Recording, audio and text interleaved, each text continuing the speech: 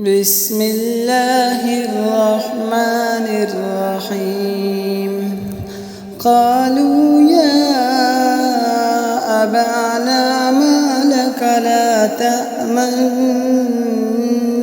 على يوسف وإنا له لناصحون أرسله معنا غدا يرتع ويلعب وإنا له لحافظون. قال إني ليحزنني أن تذهبوا به وأخاف أن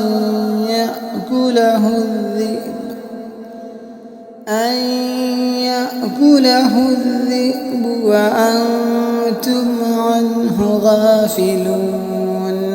قالوا لئن أكله الذئب ونحن عصبة إنا إذا لخاسرون.